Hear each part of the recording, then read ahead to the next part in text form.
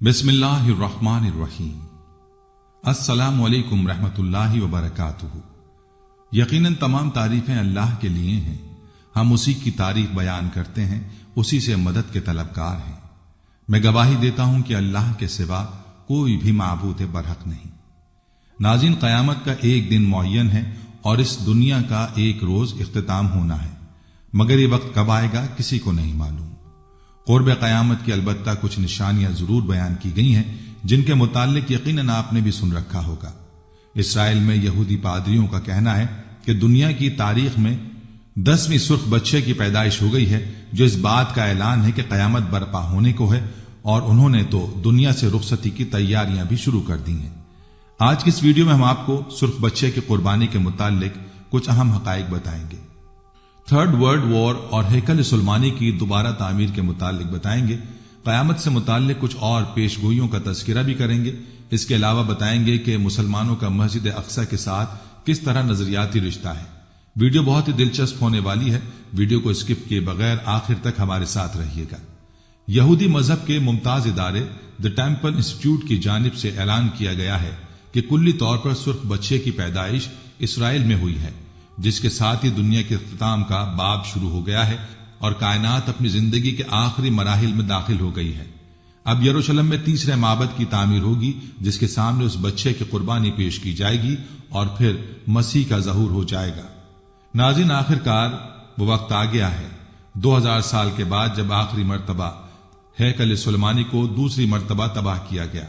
आखिरकार इसराइल के अंदर लाल बच्चे की कुर्बानी अप्रैल के महीने में किए जाने के लिए बिल्कुल तैयार है। वो कुर्बानी जिसके बाद मस्जिद अक्सा को शहीद करने के बाद तीसरी मर्तबा हैकल सुलेमानी को तामीर किया जाएगा, जो कि यहूदी कौम के लिए उतना ही मुकद्दस और अहम तरीन है जितना मुसलमानों के लिए खाने काबा।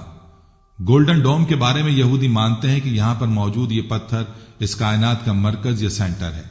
इसी पत्थर पर आदम अलैहिस्सलाम को पैदा किया गया। इसी जगह पर हजरत इब्राहिम अलैहिस्सलाम ने अपने बेटे की कुर्बानी की कोशिश की, जिसकी जगह पर मेंढे को लाकर रख दिया गया था। इस कुर्बानी के बाद तीसरी आलम जंग की पेशगोई तौरात और तलमूद के अंदर बयान की गई है, जिसका जिक्र इंजील मुकद्दस और इस्लामी रिवायात के अंदर यानी हदीस मुबारका के अंदर भी मौजूद है। इंजील के अंदर इसको आर्मैगेडोन और हदीस मुबारका के अंदर इसको कहा गया है जंगे हरमजिदोम। सितंबर 2023 में यानी आज से 6 महीने इसराइल के अंदर 2000 साल के बाद 5 लाल बच्चिया को अमेरिकी रियासत टेक्सास से $5 लाख देकर इसराइल से मंगवाया गया है, जहां पर इंतहाई एहतियात के साथ उनकी निगरानी की जा रही है और उन्हें मस्जिद अक्सा के बिल्कुल सामने मौजूद पहाड़ पर मस्जिद के सामने कुर्बान किया जाना है। और उस लाइव माउंट ऑलिव कुर्बानी के फौरन बाद यहूदी कौम अपने खाने काबा या फिर हैकल सुलेमानी की तीसरी मर्तबा तामीर को शुरू करेंगे। और ये कि इस कुर्बानी के अंदर अब 1 साल से भी कम वक्त बाकी है। द टेम्पल इंस्टीट्यूट ने इसराइल में पैदा होने वाली सुर्ख बच्चे का ऐलान अपने यूट्यूब चैनल पर भी किया है। इंस्टीट्यूट की जानिब से एक वीडियो अपलोड की गई है, जिसमें सुर्ख रंग की बच्चिया और उसे जन्म देने वाली गाय को देखा जा सकता है। वीडियो में नाज़रीन को बताया गया है कि यही वो बच्चिया है जिसका इंतजार यहूदी मजहब के पादरी सदियों से कर रहे थे। और अब चूंकि इसकी पैदाइश हो गई है, तो तीसरे माबद की तामीर और इस बच्चे की कुर्बानी की तैयारी की जाए, ताकि मुकद्दस किताब में बयान किए गए अहकामात की कमा हक़ा तामील हो जाए। नाज़रीन, इस वक्त ईसाई और सहूनी दुनिया एक आलम में खुशी और सरमस्ती में है। उनका ख्याल है कि अब वो वक्त करीब आन पहुंचा है जब पूरी दुनिया पर उनकी हुकूमत कायम हो जाएगी। ईसाइयों और यहूदियों की खुशी की वजह यह है कि वो एक ऐसी सुर्ख बच्चिया को पाने में कामयाब हो गए हैं जिसके सुर्ख रंग के अलावा एक बाल भी किसी दूसरे रंग का नहीं है। आखिर सुर्ख बच्चे का सहूनियों और ईसाइयों की खुशियों से क्या ताल्लुक? सबसे पहले तो इस इबाम को दूर करते हैं। सहूनियों का अकीदा है कि जब तक हैकल सुलेमानी की तामीर नहीं होती, उस वक्त तक मसीहा इस दुनिया में तशरीफ नहीं लाएंगे। हैकल सुलेमानी की यह तीसरी तामीर होगी, जो सहूनियों के नजदीक आखिरी है। हैकल सुलेमानी के असर नो तामीर के लिए सब कुछ तैयार है, मगर सहूनी रब्बी कहते हैं इस वक्त यहूदी हालत नापाकी में है। जब तक उन्हें पाक नहीं कर दिया जाता, उस वक्त तक हैकल के अहाते में दाखिले की इजाजत नहीं दी जा सकती। अगर इसके बरखिलाफ किया गया तो यहूदियों पर बड़ी आसमानी आफत आएगी। अब सवाल यह पैदा होता है कि यहूदियों को पाक किस तरह किया जाए। हजरत मूसा अलैहिस्सलाम को अल्लाह ताला ने एक संदूक अता किया था, जिसे ताबूत सकीना कहते हैं। یہ صندوق ایک الگ خیمے میں رکھا جاتا تھا جہاں پر حضرت ہارون علیہ السلام سمیت کسی کو جانے کی اجازت نہیں تھی۔ سال میں صرف ایک دن جو تہوار کا دن ہوتا تھا اس خیمے میں حضرت ہارون علیہ السلام جاتے تھے اور اللہ تعالیٰ سے اپنی قوم کے لیے بخشش طلب کرتے تھے۔ اس خیمے میں جانے سے قبل ایک گائے اور 2 بکرے قربانی کے لیے لائے جاتے تھے۔ سب سے پہلے گائے کی قربانی پیش کی جاتی تھی۔ اس گائے کو اس کے خون، گوبر، چربی، کھال سمیت جلا دیا جاتا تھا۔ اس سے حضرت ہارون علیہ السلام کی پاکی وجود میں آتی تھی، یعنی ان سے لا علمی میں جو بھی خطائیں سرزد ہوئی تھیں اللہ پاک انہیں معاف فرما دیا کرتے تھے۔ اس کے بعد 2 بکرے لائے جاتے تھے، ان کی قرآن اندازی ہوتی تھی۔ جس بکرے کا نام قرآن اندازی میں نکل آتا تھا اس کی قربانی گائے کی طرح کر کے جلا دیا جاتا تھا۔ اس بکرے کی قربانی سے بنی اسرائیل گناہوں سے پاک ہوتے تھے۔ دوسرے بکرے کے سر پر حضرت ہارون علیہ السلام ہاتھ رکھ کر بنی اسرائیل کے تمام گناہوں کو اس پر منتقل کر دیا کرتے تھے اور پھر اس بکرے کو بیاباں میں آزاد چھوڑ دیا جاتا تھا۔ صہیونیوں کا ماننا ہے کہ یہودیوں کی پاکی اس وقت تک عمل میں نہیں آ سکتی جب تک سرخ رنگ کی بچے کی قربانی نہ پیش کی جائے۔ اس سرخ بچے کا گزشتہ 2000 برس سے یہودی ربی انتظار کر رہے ہیں۔ یہ سرخ بچیاں ان تمام شرائط پر پوری اترنی چاہیے جو یہودی مذہبی کتب میں موجود ہیں، یعنی یہ بے عیب ہو اور مکمل طور پر سرخ ہو۔ اس کا ایک بال یا ایک رواں بھی کسی دوسرے رنگ کا نہیں ہونا چاہیے، حتیٰ کہ اس پر کوئی تل بھی نہیں ہونا چاہیے۔ چند ربی 2 بالوں تک کی چھوٹ دیتے ہیں، اگر سرخ رنگ کے علاوہ پورے جسم پر 2 بال کسی اور رنگ کے ہوں تو اس کی چھوٹ ہے۔ اس سرخ بچے کے بغیر صہیونی غلبے کی ریشہ دوانیوں کو اس کی تکمیل کے لیے آگے نہیں بڑھایا جا سکتا، اس لیے اس بچے کی تلاش پوری دنیا میں جاری تھی۔ کئی دفعہ ایسی سرخ بچیا کو ڈھونڈ بھی لیا گیا مگر مذہبی رہنماؤں کے مطابق یہ تمام شرائط پر پورا نہیں اترتی تھیں، اس لیے پھر سے نئی تلاش شروع کر دی گئی۔ چونکہ سرخ بچیا کہیں سے دستیاب نہیں ہو رہی تھی اور صہیونیوں کے صبر کا پیمانہ لبریز ہوتا جا رہا تھا، اسی لیے انہوں نے شارٹ کٹ ڈھونڈا۔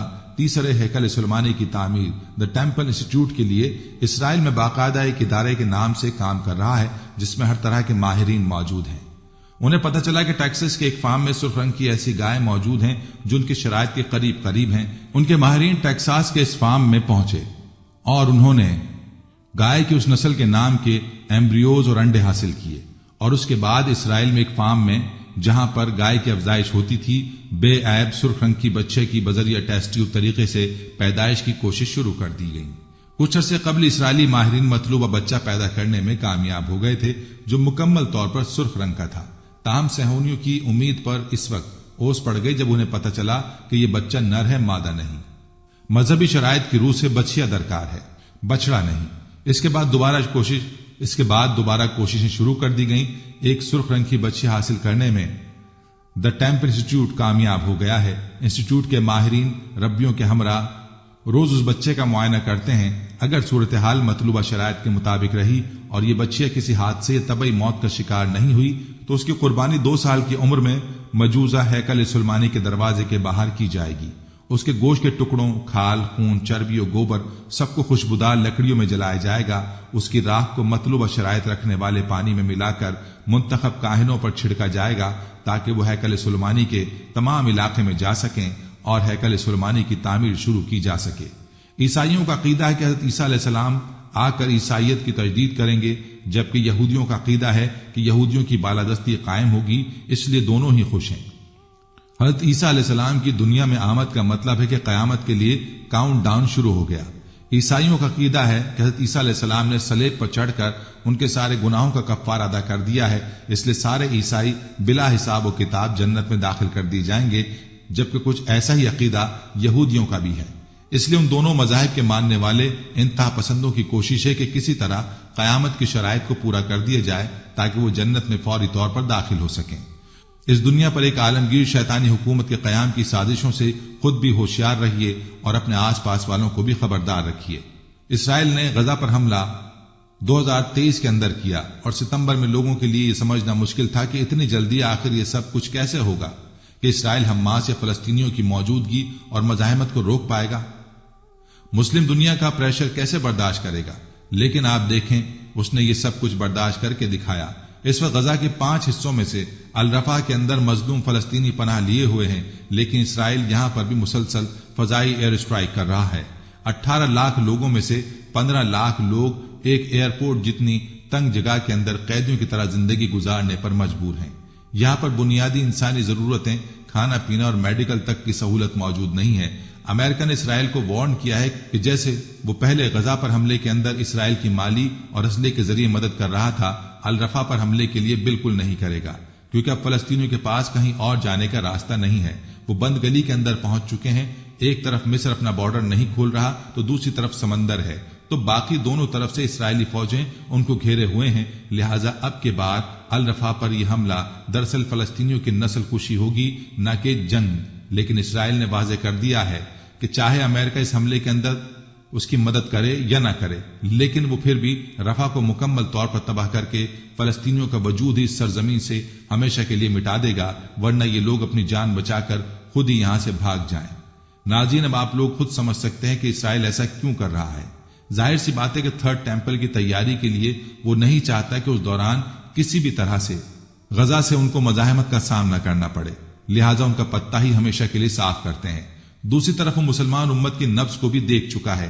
حکمران کہ ان جیسے بے حس بے غیرت حکمران موجود ہوں تو اسے زیادہ سوچنے کی ضرورت ہی نہیں ہے، جنہوں نے اپنے مسلمان بھائیوں، عورتوں، بچوں کو اسرائیلی فوج کے رحم و کرم پر چھوڑ دیا ہے۔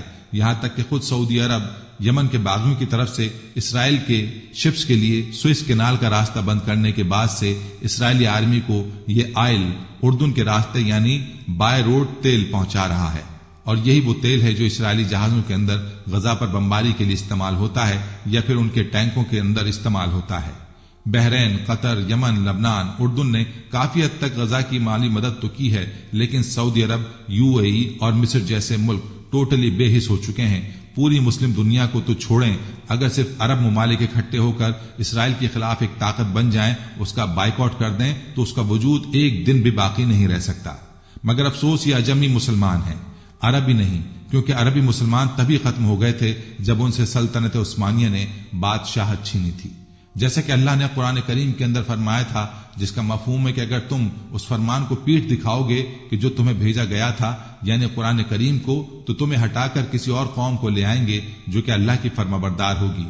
عربوں سے پہلے بنی اسرائیل قوم اللہ کی لاڈلی امت تھی، اور اس نے بھی اللہ کے پیغام کو جب پیٹھ دکھائی تو ان کی جگہ عرب کو دنیا کی خلافت سونپ دی گئی، اور جب عرب نے بھی بالکل اسی طرح سے اللہ کے قرآن یعنی اللہ کے پیغام کو پیٹھ دکھائی تو ان سے دنیا کی خلافت کو چھین کر سلطنت عثمانیہ کے حوالے کر دیا گیا۔ ناظرین، اگر یہودیوں کی قربانی کے تہوار کی بات کی جائے تو قربانی کے اس تہوار کا ذکر یہودیوں کے مقدس کتاب توریت میں موجود ہے۔ توریت کے مطابق یہودیوں کو مصر میں غلام بنا کر رکھا جا رہا تھا، اور ان کو اس قید سے رہائی دینے کے لیے خدا کی ذات سرزمین مصر سے گزری اور ہر مصری خاندان میں پیدا ہونے والے پہلے بیٹے کو مار دینے کا حکم دے دیا۔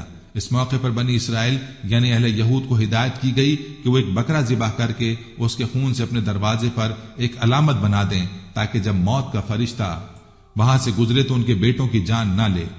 یہ مصر کے 7 فرعونوں میں سے آخری فرعون کا دور تھا، اور اس مصری فرعون کے آخری دن جس نے یہودیوں کو مصر سے نکل جانے کی اجازت دے دی تھی، یہودی اسے بنی اسرائیل کی سب سے بڑی ہجرت سے تعبیر کرتے ہیں۔ یہودیوں کے اس تاریخی دن کی یاد میں ہر سال بکرے کی قربانی کی جاتی ہے، جس دن بنی اسرائیل کے لوگ اپنی ارض موعود موجودہ اسرائیل کی جانب روانہ ہونے میں کامیاب ہوئے تھے۔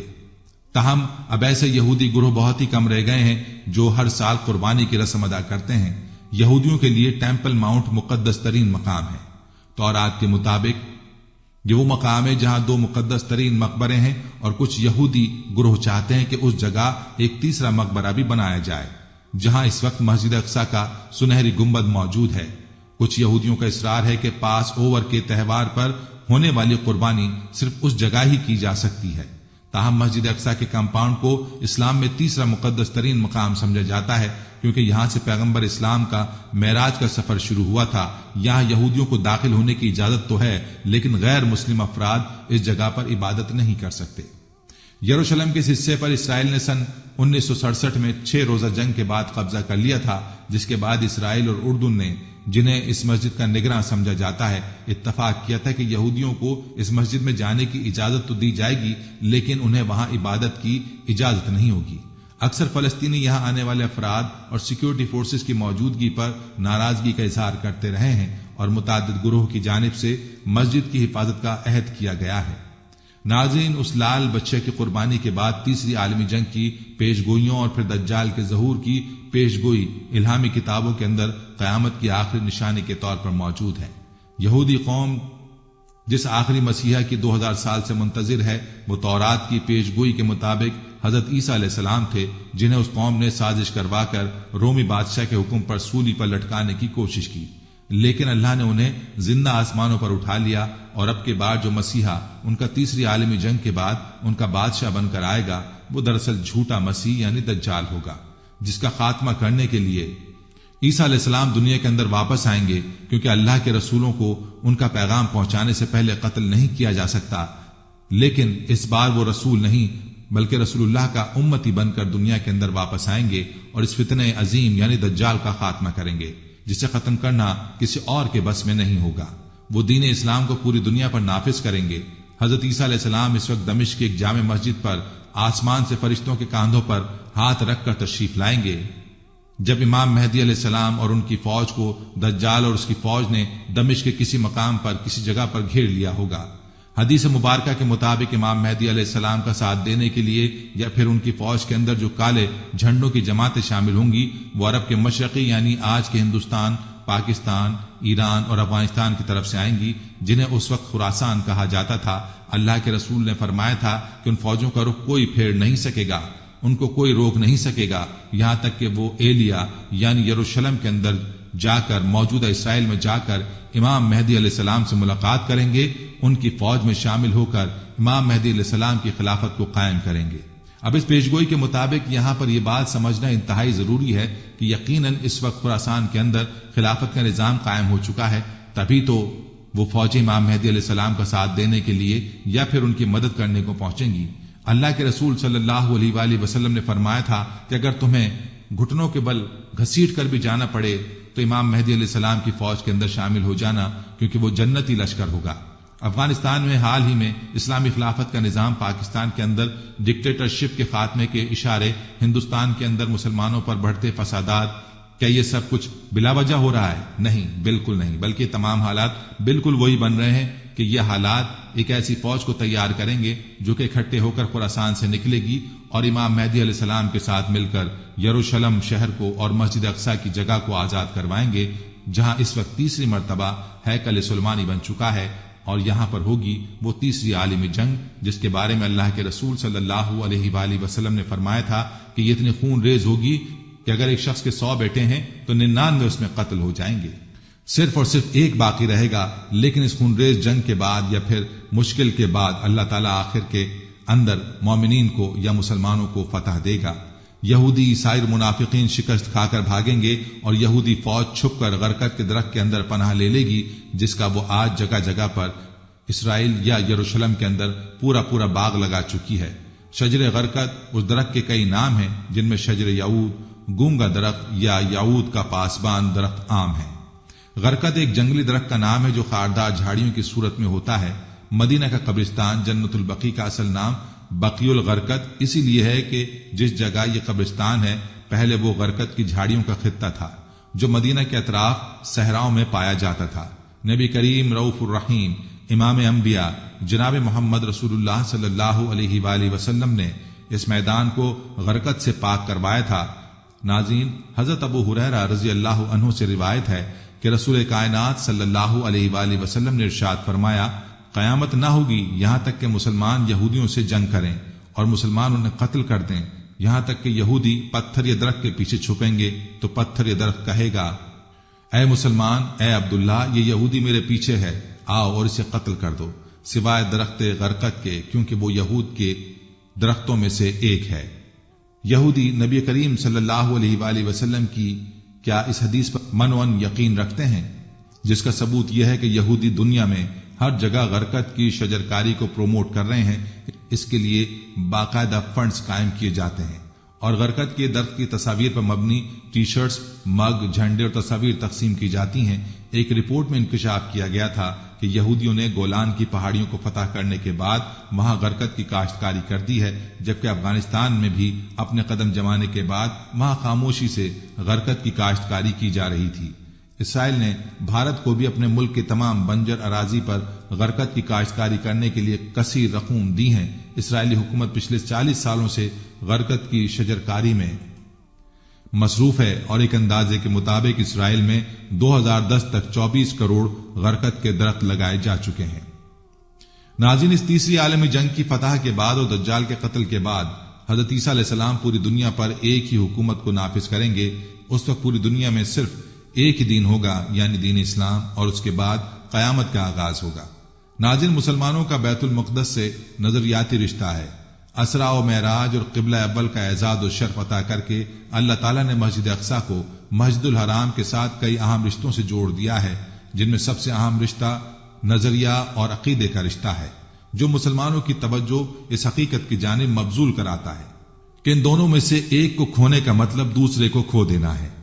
مکہ اور مدینہ کے بعد مسلمانوں کا سب سے زیادہ کسی شہر سے ایمانی رشتہ اگر ہے تو بیت المقدس ہے، کیونکہ مسجد اقصیٰ صرف گنبد و مینار پر مبنی ایک مسجد نہیں، بلکہ وہ اسلام اور مسلمانوں کا ایک نشان ہے، ان کی اسلامی میراث ہے، اسلامی تشخص کی ایک واضح علامت ہے۔ اس کی حفاظت ہمارا اسلامی اور مذہبی فریضہ ہے۔ درج ذیل سطور میں مسلمانوں کے بیت المقدس سے نظریاتی رشتے اور تعلق کی چند واضح صورتیں درج کی جاتی ہیں تاکہ مسلمانوں کی نئی نسلوں پر بیت المقدس کی اہمیت، فضیلت اور قدر و منزلت صحیح معنوں میں واضح ہو جائے، اور مسلمانوں کی نئی نسلیں بیت المقدس کی حفاظت اور اس کی آزادی کے لیے ہمیشہ تیار رہیں۔ انسانی زندگی کے دو پہلو ہیں، ایک پہلو عقائد سے اور دوسرا پہلو اعمال سے تعلق رکھتا ہے۔ پہلے انسان کے دل و دماغ میں خیالات اور ارادے پیدا ہوتے ہیں، پھر انسان اپنے انہی ارادوں کے مطابق عمل کرنے لگتا ہے۔ آج نئے علوم اور نئی نئی ایجادات کے سبب قومیں مختلف نظریات اور عقائد میں منقسم ہیں۔ یہی وجہ ہے کہ وہ اپنے عقائد و نظریات کے لیے ایک دوسرے سے لڑ مرنے پر تیار رہتی ہیں، جس کی تازہ ترین مثال فلسطین کے اندر مسلمان اور یہودیوں کے مابین عرصہ دراز سے جاری جنگ ہے، جو صرف اور صرف عقیدے کی بنیاد پر لڑی جا رہی ہے۔ مسلمانوں کا بیت المقدس سے رشتہ عقیدے اور نظریے کی بنیاد پر ہے، جس کا اظہار قرآن و حدیث سے ثابت درج ذیل دلائل سے ہوتا ہے۔ واقع معراج میں رسول اللہ صلی اللہ علیہ وآلہ وسلم کو مکہ کی مسجد الحرام سے بیت المقدس شہر کی مسجد اقصیٰ تک لے جایا گیا، اور مسجد اقصیٰ سے 7ویں آسمان تک اور وہاں سے سدرۃ المنتہا تک لے جایا گیا، جہاں جنت الماوا موجود ہے، اور پھر آسمان سے واپسی پر بیت المقدس لایا گیا۔ اسلامی عقیدے کے مطابق بیت المقدس اس آسمانی سفر کا مرکز تھا، لہذا مسلمانوں کا اس شہر سے رشتہ و تعلق عقیدے کی بنیاد پر قائم ہے۔ ارشاد باری تعالیٰ ہے، پاک ہے وہ جو رات کے ایک حصے میں اپنے بندے کو حرمت والی مسجد سے بہت دور کی اس مسجد تک لے گیا، اس کے ارد گرد کو ہم نے بہت برکت دی ہے تاکہ ہم اسے اپنی کچھ نشانیاں دکھائیں، بلا شبہ وہی سب کچھ سننے والا، سب کچھ دیکھنے والا ہے۔ ناظرین، بیت المقدس ہی وہ شہر اور علاقہ ہے جو مسجد اقصیٰ کے ارد گرد ہے، تو اس لحاظ سے وہ بابرکت ہوا۔ سرزمین فلسطین نہایت مبارک اور محترم جگہ ہے، یہ آسمانی پیغامات اور رسالتوں کا منبع اور سرچشمہ رہی ہے۔ اس سرزمین میں اکثر انبیاء اور رسل آئے ہیں، یہی وہ سرزمین ہے جہاں سے معراج کی ابتدا اور انتہا ہوتی ہے۔ یہ آسمان کا دروازہ ہے، یہ سرزمین محشر بھی ہے۔ اللہ عز و جل نے سرزمین فلسطین کو خیر و برکت والی زمین قرار دیا ہے۔ ناظرین، سفر معراج کے 2 حصے ہیں، ایک حصہ مسجد الحرام سے مسجد الاقصیٰ تک، جس کو قرآن پاک میں اسرا کہا گیا ہے۔ یہ لفظ قرآن کی آیت سبحان الذی اسرا سورہ اسرا آیت نمبر 1 کے لفظ اسرا سے ماخوذ ہے، جبکہ بیت المقدس سے آسمان تک کے سفر کو معراج کہا جاتا ہے۔ یہ لفظ حدیث معراج میں مذکور ثم عرج بنا الی السماء صحیح مسلم 162 کے لفظ عرج سے ماخوذ ہے۔ معراج کا انکار قرآن کا انکار ہے، کیونکہ قرآن کریم میں اسرا کا لفظ صراحتاً ثابت ہے، جیسا کہ گزشتہ آیت میں گزر چکا ہے۔ پس اگر کوئی شخص اسرا کا انکار کرے تو وہ قرآن کا منکر ہو جاتا ہے، کیونکہ ایک ادنا مسلمان بھی جب اس آیت کو پڑھتا یا سنتا ہے تو اس آیت کے معنی و مدلول کو بخوبی سمجھ جاتا ہے۔ لہذا اسرا کا انکار کرنے والا قرآن کا منکر ہے، اور قرآن کا منکر کافر ہے۔ واقع معراج کے ثبوت کے لیے قرآن پاک کی یہ آیت نہایت واضح اور صاف دلیل ہے، اور اس میں کوئی بحث یا اختلاف کی کوئی گنجائش نہیں۔ مسجد الحرام سے بیت المقدس کے سفر کو اسرا کہا جاتا ہے، جو قطعی، یقینی اور کتاب اللہ سے ثابت ہے، اور اس کا انکار کرنے والا کافر ہے۔ واقع معراج کے ضمن میں رسول اللہ صلی اللہ علیہ وآلہ وسلم کا بیت المقدس کی طرف سفر، براق کا مسجد کے کونے میں باندھنا، مسجد اقصی میں نماز پڑھنا، انبیاء کی امامت کرانا اور پھر آسمانوں کی طرف سفر کرنا، قرآن و حدیث سے ثابت ان تمام حقائق کو دل سے تسلیم کر کے ان پر ایمان لائے بغیر کسی مسلمان کا اسلام اور ایمان مکمل نہیں ہو سکتا۔ لہٰذا یہ ثابت ہوا کہ بیت المقدس سے مسلمانوں کا رشتہ ایمان اور عقیدے کی بنیاد پر ہے۔ ناظرین، بیت المقدس سے نظریاتی یا عقیدے کی بنیاد پر تعلق اور رشتہ صرف فلسطین کے لوگوں کے ساتھ خاص نہیں ہے، بلکہ یہ نظریاتی رشتہ دنیا کے مشرق و مغرب میں موجود تمام مسلمانوں کا ہے، کیونکہ بیت المقدس صرف فلسطین کے اندر موجود 50 یا 60 لاکھ فلسطینیوں کی امانت نہیں ہے، بلکہ دنیا میں بسنے والے 2 ارب سے زائد مسلمانوں کی امانت ہے۔ لہذا اس نظریاتی عقیدے کے تعلق اور رشتے کی بنیاد پر فلسطین کے معاملے میں مسلمانوں کی ذمہ داری دن بدن بڑھتی اور وسیع تر ہوتی جا رہی ہے۔ جہاں تک دوسرے نقطے کا تعلق ہے، اس کا تعلق مسجد اقصی کے رقبے سے ہے، جبکہ مسجد اقصی سے مراد صرف احاطہ شدہ عمارت نہیں ہے، بلکہ پوری مسجد کا علاقہ ہے جس کا رقبہ 1,44,000 اسکوائر میٹر ہے۔ مسجد اقصی کو اقصی کمپاؤنڈ کے نام سے ذہن میں رکھیں، جس میں کئی مقامات شامل ہیں: قبۃ الصخرہ، مسجد قبلی، مسجد براق، مصلی مروانی۔ یعنی مسجد اقصی در حقیقت ایک احاطہ ہے جس کے اندر عمارتیں، مسجدیں، پرنالے، گنبد، گیلریاں اور محرابیں وغیرہ ہیں، اور یہ سارا کچھ مسجد اقصی کی عمارت ہے۔ حضرت نوح علیہ السلام کے بڑے بیٹے سام کے نام پر آباد عربی میں سیریا ہونے والے ملک شام کو انگریزی میں سوریا اور سریانی میں شام کہتے ہیں۔ طوفان نوح کے بعد سام بن نوح اس علاقے میں آباد ہوئے تھے، اس لیے یہ علاقہ شام کے نام سے مشہور ہو گیا اور موجودہ مقبوضہ فلسطین شام کا علاقہ ہے، کیونکہ رسول اللہ صلی اللہ علیہ وآلہ وسلم کی حیات مبارکہ اور بعد میں جس خطے کے لیے بلاد شام کہا جاتا ہے وہ ان 4 ممالک سوریا، لبنان، فلسطین اور اردن پر مشتمل تھا۔ غیر منقسم ملک شام پر 636 عیسوی سے 1920 تک مسلمانوں کی حکومت رہی۔ سن 1920 میں شریف مکہ کی غداری کی وجہ سے خلافت عثمانیہ کا خاتمہ ہو گیا اور سن 1920 شام فرانس کے قبضے میں چلا گیا تھا، جس نے شام کو 4 الگ الگ سرحدوں سوریا، لبنان، فلسطین اور اردن میں بانٹ دیا۔ سن 1946 میں تقسیم شدہ سوریا کو فرانسیسی استعماریت سے آزادی ملی اور حافظ امین اس کا سربراہ بنا۔ سن 1970 میں حافظ الاسد نے ایک فوجی بغاوت کے ذریعے حافظ امین سے زمام حکومت اپنے ہاتھ میں لے لیا۔ سن 2000 میں حافظ الاسد کا انتقال ہوا تو اس کا بیٹا بشار الاسد اس ملک کا صدر بن گیا، اور آج تک انبیاء کی یہ سرزمین اس کی ظلم و زیادتیوں کی زد میں ہے۔ شہر بیت المقدس قیامت کے دن حشر و نشر کی سرزمین ہوگا، وہیں لوگ جمع ہوں گے اور ان سے حساب لیا جائے گا۔ حضرت ابو بکر، حضرت ابو ذر رضی اللہ عنہ بیان کرتے ہیں کہ رسول اللہ صلی اللہ علیہ وآلہ وسلم نے ارشاد فرمایا، تم سوار اور منہ کے بل گھسیٹتے ہوئے اکٹھے کیے جاؤ گے۔ آپ صلی اللہ علیہ وآلہ وسلم نے یہ کہتے ہوئے اپنے ہاتھ سے ملک شام کی طرف اشارہ کیا۔ ایک اور حدیث میں رسول اللہ صلی اللہ علیہ وآلہ وسلم نے فرمایا، شام حشر و نشر کی سرزمین ہے۔ امام مناوی رحمہ اللہ فرماتے ہیں، یعنی یہ وہ مقام ہے جہاں لوگوں کو حساب کے لیے جمع کیا جائے گا اور لوگوں کو ان کی قبروں سے اٹھا کر اسی مقام کی طرف لایا جائے گا، اور شام کو اسی لیے خاص کیا گیا ہے کیونکہ یہ وہ سرزمین ہے جس کے بارے میں اللہ تعالیٰ نے فرمایا، ہم نے اس میں تمام جہانوں کے لیے برکت دی ہے، اور زیادہ تر انبیاء کرام اسی سرزمین سے بھیجے گئے اور یہیں سے دین کی دعوت دنیا میں پھیلی، تو اس لیے مناسب تھا کہ شام کی سرزمین کو ارض محشر قرار دیا جائے۔ حضرت زید بن ثابت رضی اللہ عنہ بیان کرتے ہیں کہ ہم لوگ رسول اللہ صلی اللہ علیہ وآلہ وسلم کے پاس کاغذ کے پرزوں سے قرآن کو مرتب کر رہے تھے تو آپ صلی اللہ علیہ وآلہ وسلم نے فرمایا، خوشخبری ہے شام کے لیے۔ صحابہ کرام کہتے ہیں کہ ہم نے کہا وہ کیوں؟ تو آپ صلی اللہ علیہ وآلہ وسلم نے فرمایا، شام پر اللہ کے فرشتوں نے اپنے پر پھیلا رکھے ہیں، فتنوں کے دور میں شام کی سرزمین سلامتی اور ایمان کی سرزمین ہوگی۔ حضرت ابو درداء رضی اللہ عنہ سے مروی ہے کہ نبی کریم صلی اللہ علیہ وآلہ وسلم نے فرمایا کہ ایک مرتبہ میں سو رہا تھا، خواب میں نے کتاب اسلام کے ستونوں کو دیکھا، انہیں میرے سر کے نیچے سے اٹھایا گیا، میں سمجھ گیا کہ اسے لے جایا جا رہا ہے، چنانچہ میری نگاہیں اس کا پیچھا کرتی رہیں، پھر اسے شام پہنچا دیا گیا۔ یاد رکھو جس زمانے میں فتنے رونما ہوں گے اس وقت ایمان شام میں ہوگا، یعنی قرب قیامت مسلمانوں کا وطن شام ہوگا اور یہ اس بات کی دلیل ہے کہ آخری وقت میں شام کی سرزمین میں امن و امان کو استحکام ملے گا، تاکہ جب مسلمان ممالک میں فتنہ برپا ہو جائے تو مومن اس کی طرف جا سکیں۔ شام و بیت المقدس اللہ کی حفاظت میں رہیں گے اور وہاں کے رہنے والوں کو اللہ فتنے کے ذریعے ہلاک نہیں کرے گا۔ حضرت عبداللہ بن حوالہ رضی اللہ عنہ کہتے ہیں کہ رسول اللہ صلی اللہ علیہ وآلہ وسلم نے فرمایا، ان قریب ایسا وقت آئے گا کہ تم الگ الگ ٹکڑیوں میں بٹ جاؤ گے، ایک ٹکڑی شام میں، ایک یمن میں اور ایک عراق میں۔ ابن حوالہ نے کہا کہ اللہ کے رسول مجھے بتائیے اگر میں وہ زمانہ پاؤں تو کس ٹکڑی میں رہوں؟ تو آپ صلی اللہ علیہ وآلہ وسلم نے فرمایا، اپنے اوپر شام کو لازم کر لو، کیونکہ شام کا ملک اللہ کی بہترین سرزمین ہے۔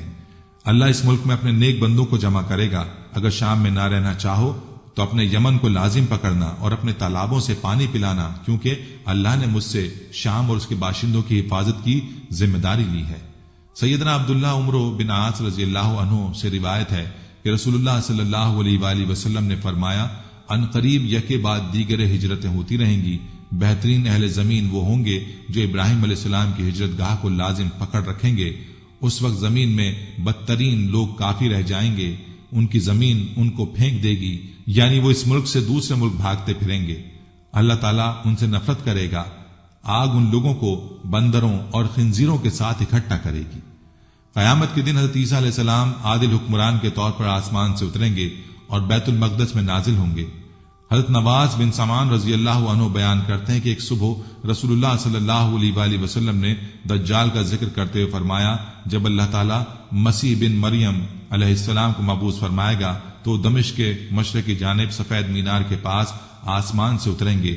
اس وقت وہ ہلکے زرد رنگ کی 2 چادروں میں ملبوس ہوں گے اور اپنے دونوں ہاتھ فرشتوں کے بازوؤں پر رکھے ہوں گے۔ پھر عیسیٰ بن مریم علیہ السلام دمشق کے مشرق میں سفید مینار کے پاس اتریں گے اور اسے یعنی دجال کو باب لد کے پاس پائیں گے اور وہیں اسے قتل کر دیں گے۔ ناظرین، مختصر بیت المقدس سرزمین محشر ہے، قرب قیامت ایمان والوں کی آخری پناہ گاہ ہے۔ بیت المقدس ہی وہ مقام ہوگا جہاں طائفہ منصور کا قیام ہوگا، یہیں سے سور پھونکا جائے گا، لوگ اس علاقے کی طرف ہجرت کریں گے۔ حضرت عیسیٰ علیہ السلام کا نزول اسی علاقے میں ہوگا، دجال بھی اس علاقے میں قتل ہوگا۔ ایک وقت آئے گا جب شام کی سرزمین خلافت اسلامیہ کا مرکز ہوگی، یہاں دین اسلام نافذ ہوگا، عدل و انصاف کے تمام تقاضے پورے کیے جائیں گے۔ اسی طرح قرب قیامت مسلمان یہودیوں پر غلبہ حاصل کریں گے۔ احادیث میں دی گئی تمام بشارتوں کا تعلق عقیدہ علم و غیب سے ہے، اور ہر مسلمانوں کا یہ عقیدہ ہے کہ نبی صلی اللہ علیہ وسلم کی تمام بشارتیں 100% پوری ہوں گی۔ چنانچہ حدیث سے ثابت ان تمام بشارتوں کو دل سے تسلیم کر کے ان پر ایمان لائے بغیر کسی مسلمان کا اسلام اور ایمان مکمل نہیں ہو سکتا، چونکہ قیامت پر ایمان لانا عقیدے کا ایک اہم حصہ ہے۔ اس لیے شام کے علاقوں میں ان واقعات اور حادثات کا وقوع پذیر ہونا بھی اسلامی عقیدے میں شامل ہے۔ لہٰذا یہ ثابت ہوا کہ بیت المقدس سے مسلمانوں کا رشتہ ایمان اور عقیدے کی بنیاد پر ہے۔ یہ بات روز روشن کی طرح آیا ہے کہ قیامت اس وقت تک قائم نہیں ہوگی جب تک یہودیوں کو صفحہ ہستی سے مٹا نہ دیا جائے۔ جیسا کہ حضرت ابو ہریرہ رضی اللہ عنہ سے روایت ہے کہ رسول اللہ صلی اللہ علیہ وآلہ وسلم نے ارشاد فرمایا، قیامت اس وقت تک قائم نہیں ہوگی حتیٰ کہ مسلمان یہودیوں سے جنگ لڑیں اور انہیں قتل کریں گے۔ یہودی ہر جگہ چھپتے پھریں گے، یہاں تک کہ پتھر اور درختوں کے پیچھے چھپیں گے تو پتھر اور درخت کہے گا، اے مسلمان، اے اللہ کے بندے، یہ یہودی میرے پیچھے چھپا ہے، آؤ اس کو قتل کر دو۔ آج پوری دنیا سے یہودی اپنے مقتل اسرائیل میں جمع ہو رہے ہیں۔ قیامت سے پہلے یہ وقت ضرور آئے گا کہ مسلمان یہودیوں کو چن چن کر قتل کریں گے۔ ایک بار اللہ تعالیٰ کے حکم سے قیامت کے قریب حضرت امام مہدی اور حضرت عیسیٰ علیہ السلام کے ظہور کے بعد ایک مومن جماعت کے ہاتھوں بزور شمشیر مسلمانوں کا قبلہ اول بیت المقدس فتح ہوگا۔ بیت المقدس اور فلسطین کے موجودہ حالات سے یہ بات واضح ہے کہ وہ وقت قریب ہے، لہٰذا مسلمانوں کو چاہیے کہ وہ قبلہ اول کی حفاظت اور آزادی کے لیے ہمہ وقت تیار رہیں اور اپنی نسلوں کو اس کی تاریخ سے واقف کرواتے رہیں اور اس کی بازیابی کے لیے ہر ممکن طریقوں سے تیار کریں۔ ناظرین، اب آپ موجودہ حالات کے مطابق خود اندازہ لگا لیں کہ ہم قیامت کے قریب کتنا پہنچ چکے ہیں۔ یہ فکر کی بات نہیں بلکہ خوشی کی خبر ہے، کیونکہ ہم نے اپنی زندگی کے اندر ان پیش گوئیوں کو پورا ہوتے ہوئے اپنی آنکھوں سے دیکھ لیا۔ ہمارے پاس سوچنے کے لیے ابھی وقت ہے کہ ہم اپنی آخرت کی فکر کریں، اللہ تعالیٰ کو راضی کریں، اور اس جنگ کے بعد ایک لمبا امن و سکون کا دور بھی آنے والا ہے۔ ہم انسان چاہیں یا نہ چاہیں، ہمیں تو موت ویسے بھی ایک نہ ایک دن آنی ہے، تو کیوں نہ ہم ان خوش نصیب لوگوں کے اندر شامل ہو کر ہمیشہ کی جنت کا سودا کریں جو امام مہدی علیہ السلام کے ساتھی اور رسول اللہ صلی اللہ علیہ وآلہ وسلم کے فرمان کے مطابق جنتی گروہ کے اندر شامل ہوں گے جنہیں آپ نے خود جنت کی بشارت دی۔ اللہ تعالی ہمیں سمجھنے اور نیک عمل کرنے کی توفیق عطا فرمائے، آمین۔ ناظرین، یہ تھی ہماری آج کی ویڈیو۔ ہم امید کرتے ہیں کہ آپ کو ہماری آج کی یہ ویڈیو ضرور پسند آئی ہوگی۔ اگر آپ کو ہماری آج کی یہ ویڈیو پسند آئی ہے تو آپ سے گزارش کرتے ہیں کہ آپ ہمارے چینل کو ضرور سبسکرائب کر لیں اور ساتھ ہی لگے بیل کے بٹن کو بھی پریس کر لیں تاکہ آپ کے پاس ہماری آنے والی مزید معلوماتی ویڈیوز کا نوٹیفیکیشن بر وقت ملتا رہے۔ سبسکرائب کے ساتھ ساتھ ہماری ویڈیوز کو لائک بھی کریں اور اپنی قیمتی رائے کا اظہار کمنٹس میں ضرور کریں۔ کمنٹس میں آپ اپنے سوالات بھی ہم تک پہنچا سکتے ہیں۔ اللہ تعالیٰ آپ کو اپنے حفظ و امان میں رکھے، آمین۔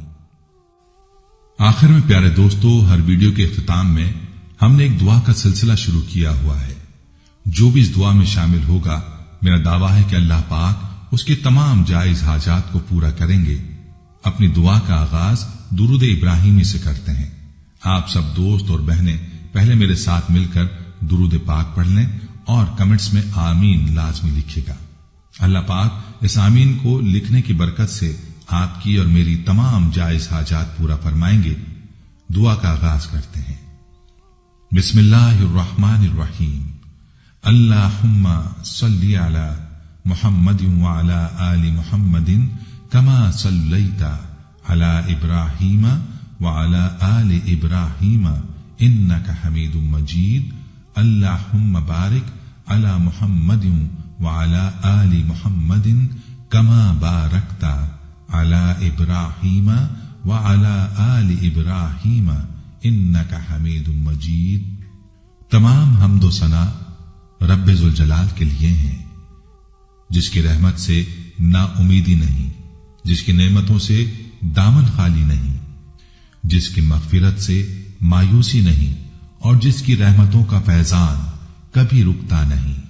اے اللہ، تو پاک ہے، تیرا شکر ادا کرتے ہیں اس اقرار کے ساتھ کہ تیرے سوا کوئی معبود نہیں، تو سب سے بڑا ہے، تیرا کوئی شریک نہیں اور نہ ہی کوئی ہمسر ہے۔ زمین و آسمان پر جتنی بھی مخلوقات ہیں تو سب کا مالک ہے اور تو سب کو پالنے والا ہے۔ اے اللہ پاک، بلا شبہ تو ہم سے محبت کرتا ہے، یہی وجہ ہے کہ تم نے ہمیں ایمان کی دولت سے نوازا اور ہمیں اپنے محبوب صلی اللہ علیہ وآلہ وسلم کے صدقے ہماری زندگیوں کو پرسکون اور ہمیں اپنے محبوب صلی اللہ علیہ وآلہ وسلم کا امتی بنایا۔ یا اللہ، اپنے پیارے حبیب صلی اللہ علیہ وآلہ وسلم کے صدقے ہماری زندگیوں کو پرسکون اور آسان بنا دے۔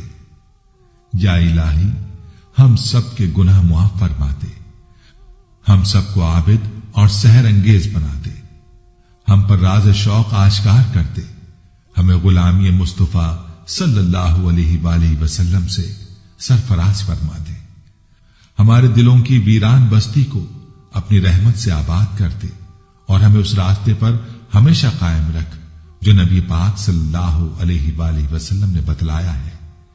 یا اللہ، ہم سب کو سچے دل سے توبہ کرنے کی توفیق عطا فرما دے۔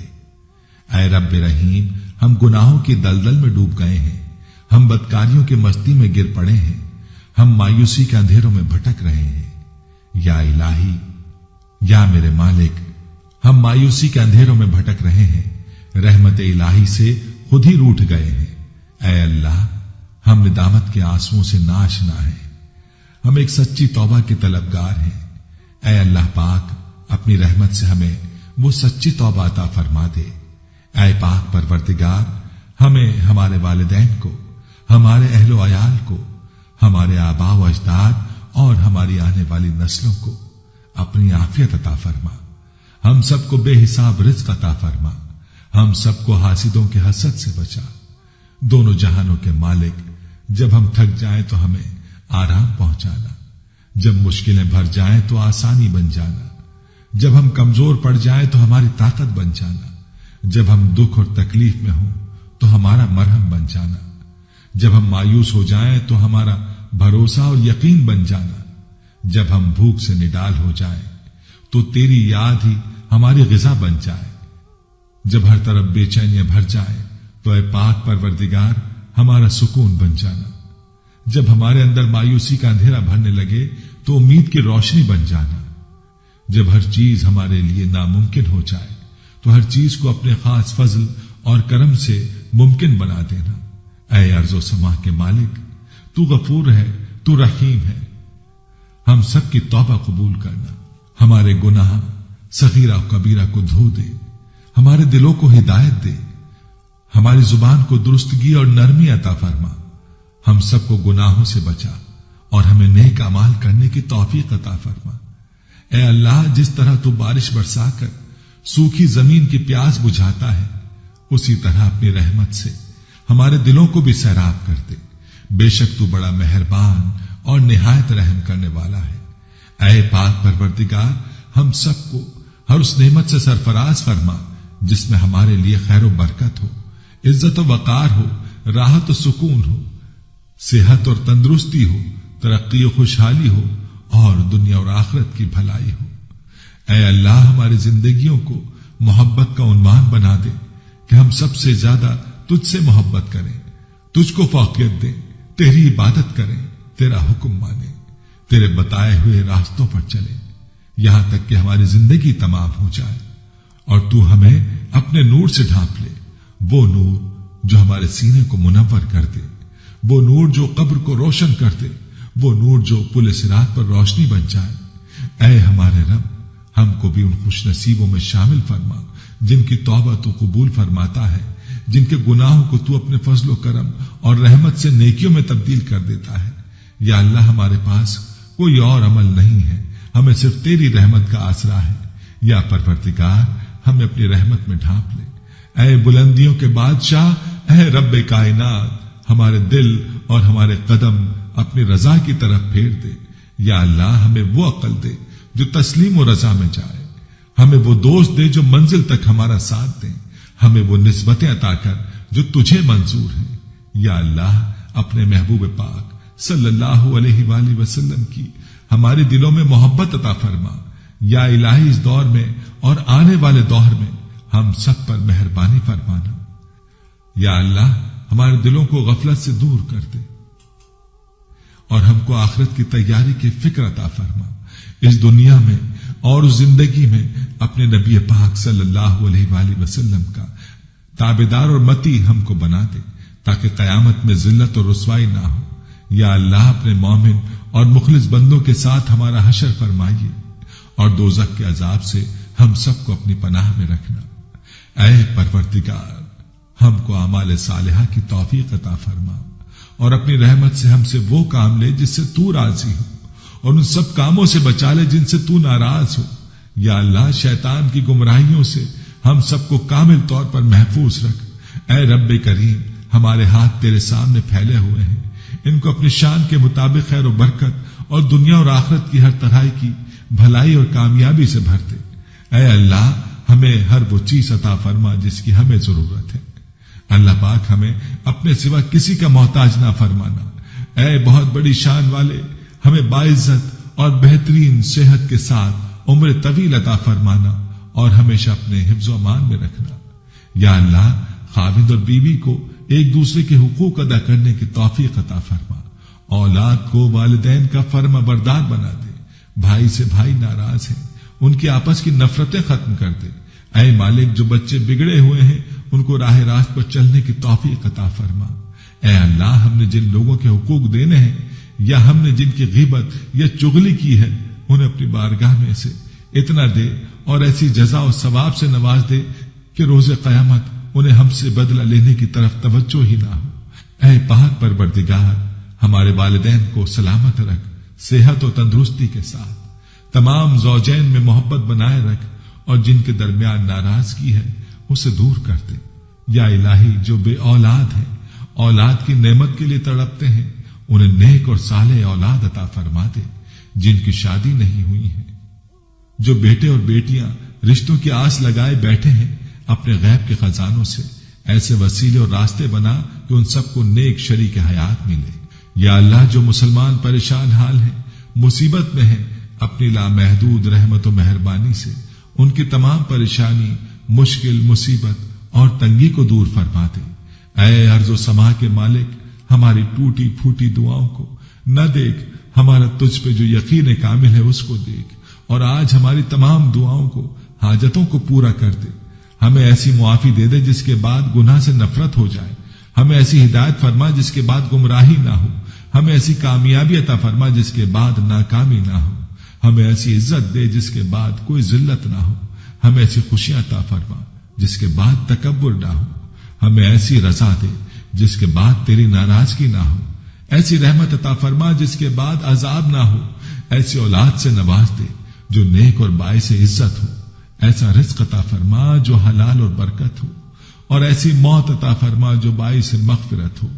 اے اللہ، ہماری مغفرت فرما دے، ہمارے ماں باپ کی مغفرت فرما دے۔ اے اللہ، جنہوں نے ہمیں بڑی محنتوں سے پالا پوسا، ہمارے لیے تکلیفیں اٹھائیں، خود بھوکے رہ کر ہمیں کھانا کھلایا، تکلیف میں رہ کر ہمیں آرام پہنچانے کی کوشش کی۔ اے اللہ، ہماری روزی کے حصول کے لیے جد و جہد اور کوشش کرتے رہے۔ اے اللہ، ہماری تربیت کے لیے جو کچھ ان سے ہو سکا، اے اللہ انہوں نے ہمارے لیے کیا۔ اے اللہ، ہماری طرف سے ہمارے والدین کو جزائے خیر عطا فرما۔ اے اللہ، جن اساتذہ کے ذریعے سے تیرا کلام پاک ہم تک پہنچا ہے، اے اللہ تیرے دین کا علم ہم تک پہنچا ہے، اے اللہ ان تمام لوگوں کی قبروں کو نور سے بھر دے۔ اے اللہ، ان کی مغفرت فرما، ان کے درجات کو بلند فرما۔ اے اللہ، عذاب قبر سے ان کی حفاظت فرما۔ اے اللہ، اپنے محبوب اور مقبول بندوں میں شامل فرما۔ اے اللہ، ہماری طرف سے انہیں بہترین جزا عطا فرما، ان کی نیکیوں کو قبول فرما، ان کی خطاؤں سے درگزر فرما، ان کی سیئات کو حسنات سے مبدل فرما۔ اے اللہ، تجھے تیرے نبی کا واسطہ، جنہوں نے ہمارے لیے بڑی قربانیاں دی، ہمارے لیے بہت تڑپے، ہمارے لیے تجھ سے بہت کچھ مانگا۔ اے اللہ، قیامت تک آنے والی انسانیت کو قرآن کی دولت عطا کی، علم کی دولت سے سرفراز فرمایا، ساری انسانیت کی صحیح رہبری کے لیے ساری زندگی کے اصول اور نظام کو ترتیب دیا۔ اے اللہ، اپنے محبوب کی قربانیوں کو قبول فرما، اور اپنی امت کی طرف سے، اے اللہ اپنے بندوں کی طرف سے اپنے نبی کو بہترین جزائے خیر عطا فرما۔ آمین یا رب العالمین۔